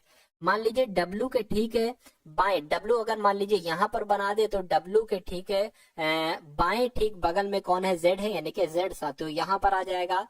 उसके बाद कहने के पंक्ति में दोनों छोरों पर साथियों जेड और वाई है, तो अगर जेड को यहाँ पर बना दे और वाई यहाँ पर बना दे तो कोई दिक्कत है, क्योंकि अंतिम छोरों पर ये कहा जा रहा है। मान लीजिए जेड यहाँ पर है तो डब्ल्यू यहाँ पर होगा और वाई आपका यहाँ पर होगा। उसके बाद कहने के डब्ल्यू जो है ना, यानी कि ये जो डब्ल्यू है ना, ये जेड और वी के बीच में है, तो जेड तो यहाँ पर आ गया, वी यहाँ पर आ जाएगा, यानी कि डब्ल्यू जो है ना ये जेड और वी के बीच में, ऐसा यहाँ पर कहा गया, मैं नहीं कह रहा हूं। उसके बाद कह रहे हैं कि एक्स के ठीक बाएं बगल में यू बैठा है। अब देखिए 2 जहां बची हैं तो इन्हीं में हमें बैठाना होगा एक्स और यू को। तो एक्स के ठीक बाएं कौन बैठा है? एक्स के ठीक बाएं यू बैठा है, यानी कि एक्स यहाँ पर बैठेगा, यू यहाँ पर बैठेगा, तो एक्स के बाएं यू बैठा दिया गया। यानी कि एक्स के ठीक दाएं वाई है, एक्स के ठीक दाएं है, ये बात भी बिल्कुल सही है। यानी कौन सा डिलीवरी बॉय बाएं ओर से चौथा है? यानी कि 1 2 3 4 बाएं ओर से चौथा कौन सा है? बाएं ओर से साथियों चौथा एक तरीके से कौन सा है? वी है, ठीक है ना। बाएं से पूछा, अच्छा एक सेकेंड, निम्नलिखित में से कौन सा डिलीवरी बॉय बाएं दाईं ओर से चौथा है? ठीक है ना, तो बाएं दाईं ओर से साथियों चौथा है। बाएं दाईं ओर से कहा गया है, अच्छा बाएं दाईं ओर से, अच्छा अरे बॉय पूछा है, बाएं नहीं कहा गया, दाईं ओर से चौथा है, तो यही आपका हो जाएगा, यानी कि आपका सही जवाब ऑप्शन नंबर बी हो जाएगा। तो वी आपका राइट आंसर हो जाता है। अगला सवाल देखिए आपके स्क्रीन पर है, इस सवाल को देखिए साथियों, नंबर सीरीज का सवाल है, ठीक है ना। नंबर सीरीज का साथियों सवाल है, आपसे कहा जा रहा है कि 2 है, उसके बाद 3 है, उसके बाद 10 है, उसके बाद 39 है, और उसके बाद 172 ला दिया गया। आपको बताना अगला नंबर कौन सा होगा, और उसके बाद 5346 ही होना चाहिए। तो आखिर इसमें ये सवाल कैसे हो सकता है, बस इतनी सी बात आपको यहाँ पर बतला देना है। और बता दीजिए आप लोग के लिए बहुत आसान साथियों ये सवाल होगा, मुझे मालूम है। अब देखिए ये तो मैं बता सकता हूँ कि 2 से 3 हुआ यानी कि 1 बढ़ाया गया है, 3 से 10 हुआ यानी कि 7 बढ़ाया गया, यहाँ पर 29 बढ़ा, तो ये तो कोई लॉजिक ही नहीं बन रहा है। लॉजिक नहीं बन रहा है तो साथियों दूसरा कॉन्सेप्ट आप लोग यहाँ पर लगा कर देखिए। दूसरा कॉन्सेप्ट साथियों यहाँ पर आप लोग क्या कीजिए, लगा कर देखिए। अगर साथियों यहाँ पर हम लोग बात करें, देखिए इसको देखकर मुझे एक चीज ध्यान आ रही है, अगर हम साथियों 3 की गुणा कर दे क्या 2 से 3 की, तो 3 दूना 6 हो जाएगा, बचेगा 4, और ये 2 का स्क्वायर कर, 2 का स्क्वायर 4 ही तो होता है, 2 का स्क्वायर 4 होता है, तो ये वही 10 हो जाएगा, 3 से 10 हो गया। उसी प्रकार यहाँ पर अगर हम 2 की गुणा 1 से कर दें और यहाँ पर साथियों जोड़ दें 1 का स्क्वायर, तो ये 3 ही तो हो जाएगा। और उसी प्रकार अगर हम साथियों यहाँ पर 10 की गुणा 3 से करें तो 10 3 कितना हो जाएगा साथियों, 30 हो जाएगा। और यहाँ पर हम जोड़ दें 3 का स्क्वायर यानी कि 9, तो ये 10 से 39 हो गया। उसी प्रकार अगर हम 4 से इसकी गुणा करें तो 39 चौक देखो जरा कितना आता है साथियों, 4 नहीं 36 हो जाएगा, 4 3 12, 4 3 12 और 12 13 14 15, एक सेकेंड, अच्छा ठीक 39 की 4 से गुणा करना है ना, तो 9 चौक आपका 36 हो गया, 9 चौक 36 हो गया, 4 3 12 और आपका 15 हो गया। अब यहाँ पर साथियों क्या, अब 4 का स्क्वायर प्लस करना है, यानी कि 4 का स्क्वायर तो 16 होता है, तो 156 और 16 कितना हो जाएगा, मैं कहूंगा यहाँ पर तो साथियों 172, बिल्कुल 172 है। तो मेरा मानना है कि 172 की गुणा 5 से होगी। क्यों? क्योंकि पहले 2 की गुणा 1 से की गई, फिर 2 से की गई, फिर 3 से की गई, फिर 4 से, तो अब 5 से करेंगे और यहाँ पर फिर 5 का स्क्वायर हम जोड़ देंगे, ये वाला नंबर हमें मालूम पड़ जाएगा। तो पहले तो 172 की गुणा 5 से आप कीजिए, 5 दूना 10 होगा, 5 सत्ते 35, 1 36 हो जाएगा, 5 एकम 5 और 8 यहाँ पर आ जाएगा। अब आपको 5 का स्क्वायर 25, 25 इसमें जोड़ देना है, 5 आ गया, 8 आ गया, 8 आ गया, यानी कि 885 मेरे हिसाब से यहाँ पर आ जाएगा। एक बार देख कर बताइए कि ऑप्शन में कहीं 885 है? बिल्कुल साथियों 885 है, जिनका भी आंसर ऑप्शन नंबर बी में है तो बिल्कुल करेक्ट है। चलिए अब उसके बाद देख लेते हैं, ठीक है, अब उसके बाद देख लेते हैं नेक्स्ट नंबर का सवाल है, इसको मैं बड़ा कर देता हूं ताकि आपको अच्छे तरीके से यहाँ पर देखने को मिले। ठीक है, अगर अभी भी दिक्कत आ रही है तो उसका भी इलाज मेरे पास है, कोई दिक्कत कोई परेशानी आपको नहीं होना चाहिए।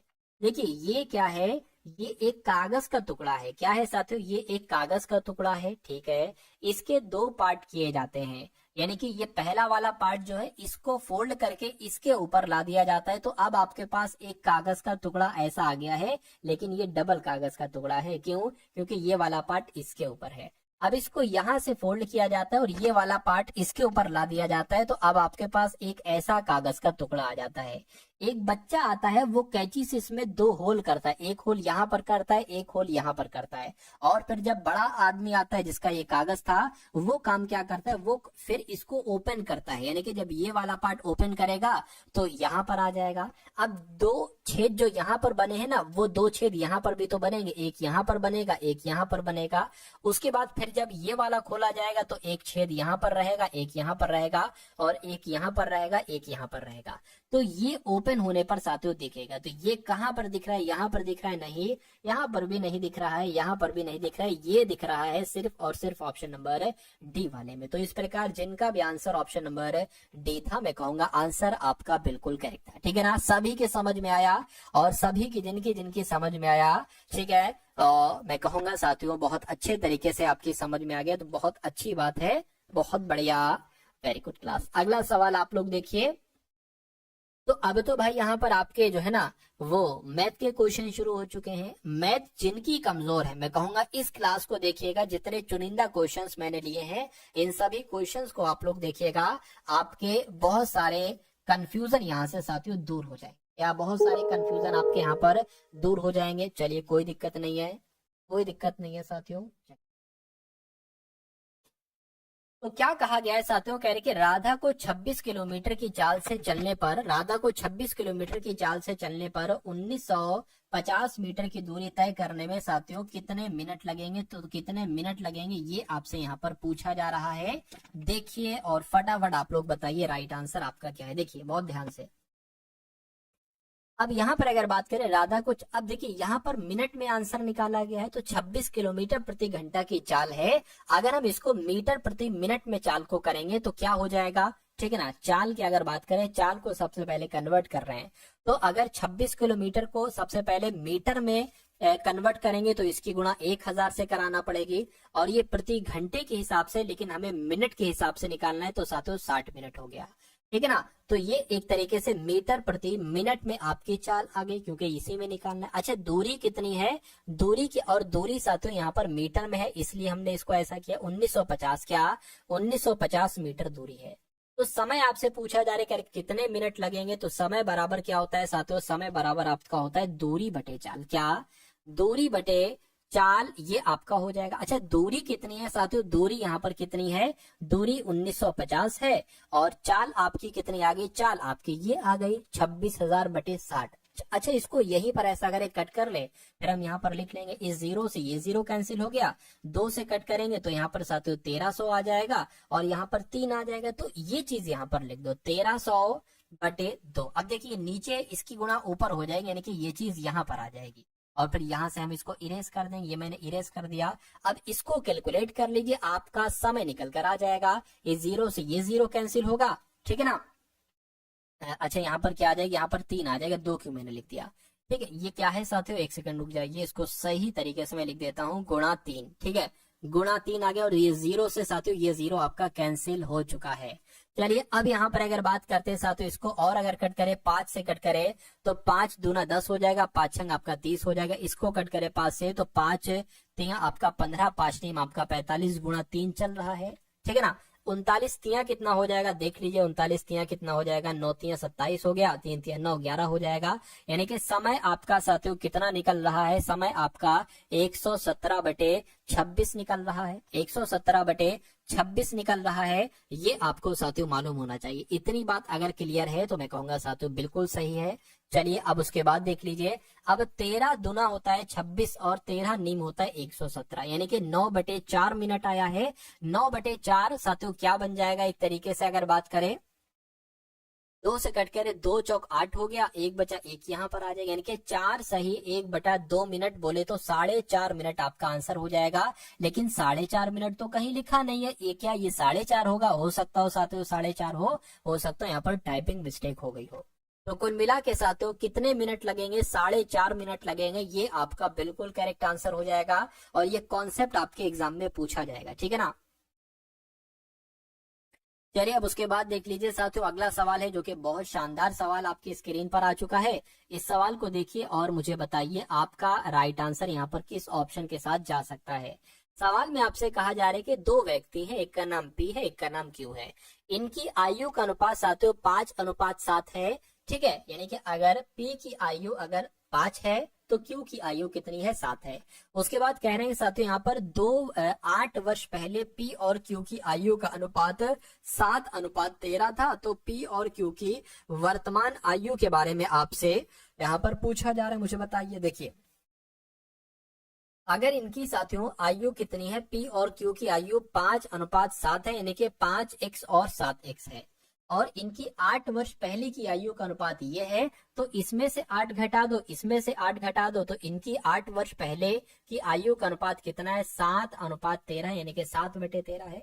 तो बस आपको इसमें से x का मान निकालना है। जब आप x का मान निकाल दोगे तो साथियों आपके लिए बहुत आराम हो जाएगी। ये वर्तमान आयु तो आपको पता है, यानी कि 5x और 7x, x का मान निकाल लो। p की आयु निकालना तो x की गुणा 5 से कर देना, q की आयु निकालना तो x की गुणा 7 से कर देना। यहाँ पर x का मान निकालना है, बस आपको फटाफट x का मान निकालिए। तो एक तरीके से अगर यहाँ पर बात करते हैं साथियों, 13 की गुणा 5 से करेंगे, 13 पंजे 65 हो जाएगा, 13 पंजे 65 x हो गया। 13 की गुणा 8 से करेंगे, 13 अट्ठे 104 हो जाएगा, बराबर 7 की गुणा 7x से करेंगे, 7 7 49 हो जाएगा, -7 अट्ठे कितना हो जाएगा, 56 हो जाएगा। अब यहाँ पर साथियों देखिए, अब ये बराबर है, बराबर के उधर है, बराबर की ये इधर है। 65x यहाँ पर लिखा मैंने, 49x प्लस का है, बराबर के उधर को है, इधर का आएगा तो ये माइनस का हो जाएगा। 49x बराबर लिखा, ये माइनस का 156 है, क्या है माइनस का, अच्छा ये माइनस का है तो ये इधर होगा साथियों, प्लस का आ जाएगा, बराबर की इधर आएगा, प्लस का आ जाएगा, और ये 56 माइनस का तो माइनस का ही रहेगा। 65x में से 49x जाएगा, क्या साथियों 65x में से 49x जाएगा तो 16x बचेगा, और 104 में से 56 को अगर घटाते हैं तो कितना बचेगा साथियों, 4, ठीक है ना, 4 हो जाएगा, सॉरी अरे घटा ही लो, यहाँ पर रखकर क्या दिक्कत है।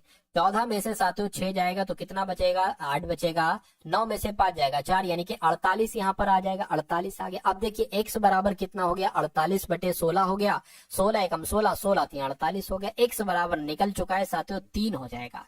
तो मैंने आपसे कहा था x का मान निकाल लो, फिर आपको p की आयु भी पता चल जाएगी। p की आयु 5x है और q की आयु 7x है, तो x बराबर 3 है। तो 5 गुणा 3 कितना हो जाएगा, 5 तिया 15 हो जाएगा, यानी कि 15 वर्ष तो पी की आयु आ जाएगी। 15 वर्ष साथियों यहाँ पर लिखी हुई है। और 7x की बात करें तो 7 गुणा 3 7 या 21, यानी कि 21 किसकी आयु निकल आएगी, क्यू की आयु निकल आएगी। तो मैं कहूंगा पी की आयु 15 वर्ष और क्यू की आयु साथियों 21 वर्ष। तो इस प्रकार जिनका भी आंसर ऑप्शन नंबर बी के साथ है, मैं कहूंगा आंसर आपका बिल्कुल करेक्ट हो जाएगा भाई, बहुत बढ़िया, वेरी गुड क्लास। अब उसके बाद देख लीजिए नेक्स्ट नंबर का साथियों सवाल आपकी स्क्रीन पर आ चुका है। आपसे कहा जा रहा है साथियों, इस सवाल को देखिए, ये सवाल बहुत शानदार है। इस सवाल की अगर बात करें, बहुत शानदार है और बहुत अच्छे कॉन्सेप्ट वाला साथियों ये सवाल है। कह रहे हैं कि संख्या अगर एक है 2483, कह रहे हैं कि इसमें किस छोटी से छोटी संख्या को जोड़ा जाए, 30 को जोड़ा जाए, ठीक है ना, तो यह 3 4 5 और 6 से पूरी तरीके से विभाजित हो जाए। तो अगर कभी भी ऐसा सवाल आपके सामने आए कि भैया जो है ना संख्या इतनी है, इससे किस छोटी से छोटी संख्या को जोड़ने पर यह 3, 4, 5, 6 से पूरी तरीके से विभाजित हो जाए। तो पहला काम आप ये करो कि इन संख्याओं का आप एलसीएम निकाल लो। क्या निकाल लो? एलसीएम निकाल लो। तो इनका सबसे पहले हम एलसीएम निकाल लेते, 3 का, 5 का और 6 का। यही प्रोसेस है इसका। 2 से अगर कट करेंगे तो 3 नहीं कटेगा, ऐसे लिख दीजिए, 2 दूना 4, 5 नहीं कटेगा, ऐसे लिख दीजिए, 2 3 6। ठीक है, 2 से कटेगा, अब एक ये कट जाएगा साथियों, बाकी ऐसे लिख देंगे। अब 3 से कट कीजिए, 3 एकम 3, ठीक है, 5 ऐसे लिख देंगे, 3 एकम 3। अब 5 से कट होगा, ये आ जाएगा, 2 दूना 4, 4 तिया 12, 12 पंजे 60, यानी कि 60 आपका क्या आ जाएगा? मैं कहूंगा 60 आपका यहाँ पर एलसीएम आ जाएगा। अब इस 60 से आपको कट करना होगा इस संख्या को, यानी कि इसका एलसीएम, इन नंबर का जो भी एलसीएम है उसकी भाग करना होगी आपको साथियों इस ऊपर बड़े वाले नंबर से, यानी कि 2483 से आपको करना होगी। चलिए, तो अगर 24 तो कट नहीं सकता, अगर हम 3 नंबर ले लें, अगर हम 60 चौक कितना होता है? 240 होता है, तो 60 चौक कितना हो गया साथियों? 240 हो गया। 8 बचा, 3 बचा, अब 60 एकम 60 यहाँ पर आ जाएगा। अब कितना बचा साथियों? 3 आ गया और 2 यानी कि 23 अब आपका बच गया है। तो अगला आप काम क्या करोगे? आप 60 में से 23 को घटाओगे। ये ट्रिक है एक तरीके से। 60 में से जब आप 23 को घटाओगे तो आपके पास कितना आ जाएगा? 10 में से 3 तो 7 बचेगा, 5 में से 3 बचेगा, यानी कि 37 आपके पास आ जाएगा। तो मैं क्या कहूंगा? मैं कहूंगा यही हमारा बिल्कुल सही जवाब हो जाएगा। यानी कि ये एक कॉन्सेप्ट है और इस कॉन्सेप्ट पर आधारित सवाल आपसे पूछे जाते हैं। तो कुल मिला के ये नंबर, अगर कोई और सवाल आता है, ये नंबर थोड़ा सा चेंज होगा और ये नंबर चेंज हो सकता हो 4, 5, 6, 7 की जगह पर 6, 7, 8, 9 हो। तो यहाँ पर जो नंबर हो सबसे पहले आपको उनका एलसीएम निकालना है। जो एलसीएम आएगा, ठीक है ना, उस नंबर से आपको यहाँ पर जो नंबर होगा उसको भाग दे देना है। ठीक है ना, जो यहाँ पर शेषफल आपका बचेगा, इन दोनों को आपको घटाना है, माइनस करना है, जो बचेगा वो आपका आंसर हो जाएगा। फिर आपको आगे बढ़ जाना है, आगे वाला जो क्वेश्चन है उसका आपको जवाब देने की कोशिश करना है। ठीक है ना, चलिए, तो इस सवाल को साथियों देखिए और फटाफट आप लोग यहाँ पर आंसर मुझे बता दीजिए कि आपका सही जवाब क्या हो सकता है, क्या हो सकता है राइट आंसर। यानी कि एक दुकानदार है, कौन है? एक दुकानदार है, 2600 अंकित मूल्य वाले एक टेबल को 18% की छूट पर खरीदता है। तो सबसे पहले तो यही काम आप कर लीजिए। 2600 रुपए की कोई चीज है, अगर 18% की छूट पर साथियों खरीदी जा रही है, यानी कि ये 82% में खरीदी जा रही है, तो मैं कहूंगा 2 0 से 2 0 कटेगा। अब 26 की गुणा आपको 82 से कराना पड़ेगी। ठीक है, तो 6 दूना 12 आ जाएगा, 2 दूना 4 और एक आपका 5 आ जाएगा। 6 चंग 36, 6 सत्ते 42, 6 आपका 48 आ गया, 8 दूना 16 और 4 20 आपका हो गया, 2 आ गया, 13 आ गया, यानी कि 2132 रुपए की साथियों वो चीज आपको यहाँ पर पड़ जाएगी। 2132 रुपए की। कहने का मतलब ये है कि अगर कोई चीज 2600 रुपए की है, उस पर 18% की छूट दी जाती है, तो वो 2600 रुपए से 2132 रुपए की हो जाएगी। ठीक है, दूसरी बात कही गई है, उसने इसका अंकित मूल्य 2800 रुपए रखा, यानी कि उसने 2600 नहीं रखा इसका अंकित मूल्य, उसने इसका मूल्य रखा 2800 और इस पर 15% की छूट दे दी। कितने प्रतिशत की छूट दे दी? उसने इस पर 15% की छूट दे दी, यानी कि इसको 85% में उसने बेचा, तो उसे कितना लाभ होगा? तो इन 2 0 से ये 2 0 कैंसिल हो जाएंगे। अब आपको 28 की गुणा 85 से कराना है। देखिए जरा, 8 पंजे 40 हो गया, 5 दूना 10 और 7 14 हो जाएगा, 8 8 64 हो गया, 8 दूना 16, 6 22 हो गया, 0 8 3 2, यानी कि अब आपकी वो चीज कितने की हो गई? 2380 रुपए की वो चीज हो गई। तो कुल मिला के कहा यह जा रहा है कि अब उसे कितने का लाभ होगा? तो कितने का एक तरीके से लाभ होगा, यानी कि एक तरीके से इतने रुपए की चीज थी और इतने में बेची जा रही है, तो कितने का लाभ हुआ है? सिंपल सी बात है, 2380 रुपए में से 2132 रुपए आप घटा दीजिए, तो 10 में से साथियों 2 जाएगा, 8 बचेगा, यहाँ पर ये 7 हो जाएगा, यहाँ पर 4 बचेगा। ठीक है ना, और ये साथियों इसमें से 2 जाएगा, यानी कि 248 रुपए का उसको लाभ होगा। तो 248 रुपए कौन से ऑप्शन में है? मैं कहूंगा ऑप्शन नंबर डी वाले में है। इस प्रकार जिनका भी आंसर ऑप्शन नंबर डी है तो बिल्कुल करेक्ट हो जाता भाई। बहुत बढ़िया, वेरी गुड क्लास। चलिए साथियों, अब उसके बाद देख लीजिए नेक्स्ट नंबर का सवाल है, यानी कि 2 संख्याएं हैं 9:11 के अनुपात में, यदि उनका महत्तम समापवर्तक यानी कि उनका HCF अगर 23 है, तो दोनों संख्याओं में अंतर कितना होगा? अरे भाई, अंतर तो आप बाद में निकालोगे, पहले वो 2 संख्याएं तो निकाल लो, आखिर के वो 2 संख्याएं हैं कितनी। ठीक है ना, अब देखिए, कभी भी अगर आपसे एक सवाल पूछा जाए जिसमें आपको 2 संख्याओं का, क्या दो संख्याओं का अनुपात दे रखा हो। क्या दे रखा हो? दो संख्याओं का आपको अनुपात दे रखा हो और साथियों आपको दूसरी चीज दे रखी हो HCF, तो वो सवाल बहुत आसान हो जाता है आपके लिए, ठीक है ना। अच्छा, अगर दो संख्याओं का अनुपात दे रखा हो और HCF दे रखा हो तो दोनों संख्याएं आप कैसे निकालेंगे? अब मैं आपको बताता हूं, पहली संख्या और साथियों दूसरी संख्या कैसे निकालेंगे। HCF की गुणा आपको पहले अनुपात से करना है तो पहली संख्या आ जाएगी, यानी कि 23 की गुणा आपको 9 से करोगे तो साथियों पहली संख्या आ जाएगी, और 23 की गुणा 11 से करोगे तो दूसरी संख्या आ जाएगी। तो 23 की गुणा 9 से करेंगे साथियों, 9 3 आपका 27 हो जाएगा, 9 2 18 20 हो जाएगा, यानी कि पहली संख्या 207 आ जाएगी। दूसरी संख्या 23 की गुणा 11 से कीजिए, यानी कि 23 और 23 ऐसे लिख दिए, 3 5 2 253 हो जाएगी, 253 हो जाएगी। तो कहा गया था दोनों संख्याओं का अंतर कितना होगा, इनका अंतर तो आपसे पूछा जा रहा है। तो 253 में से 207 को घटा लीजिए, 13 में से 7 जाएगा तो मैं कहूंगा 13 में से जब 7 जाएगा तो 6 बचेगा, अब ये 24 हो जाएगा, 24 में से 20 जाएगा तो साथियों 46 आ जाएगा। तो कुल मिला के 46 आपका जो होगा वो यहाँ पर बिल्कुल सही और बिल्कुल सटीक जवाब हो जाएगा भाई। बहुत बढ़िया, वेरी गुड क्लास, ठीक है ना। चलिए नेक्स्ट नंबर का सवाल है, और ये साथियों आज के इस वीडियो का अंतिम सवाल है। तो इस वीडियो के इस अंतिम सवाल को साथियों आप लोग जरूर देखकर जाइएगा। चलिए, बहुत बढ़िया बहुत बढ़िया। चलिए, कहेंगे 73,500 रुपए है। कितने रुपए हैं? 73,500 रुपए है। 73,500 रुपए की धनराशि है, इसको A, B, C और D में बांटा गया है। यानी कि अगर साथियों देखिए 4 लोग यहाँ पर है, A है, B है और C है और साथियों यहाँ पर D है। अगर A को दिया गया है 3, तो B को कितना गया है? 7 दिया गया है। C को कितना दिया गया है? 9 दिया गया है। D को कितना दिया गया है? 11 दिया गया है। तो कह रहे A और D के हिस्सों का योग क्या होगा? अरे भाई पहले A का हिस्सा और D का हिस्सा तो निकाल लो, फिर मैं आपको ये भी बता दूंगा कि A और D के हिस्सों का योग कितना है। आप इसको दो तरीके से कर सकते हैं, शॉर्ट में भी आप कर सकते हैं, क्योंकि आपके पास कुल धनराशि है। कुल धनराशि कितनी है? 73,500 है। आप इसको ऐसे भी कर सकते हो कि A का भाग निकाल लो, फिर D का भाग निकाल लो, फिर A का भाग प्लस D का भाग जोड़ दो, वो आपका आंसर हो जाएगा।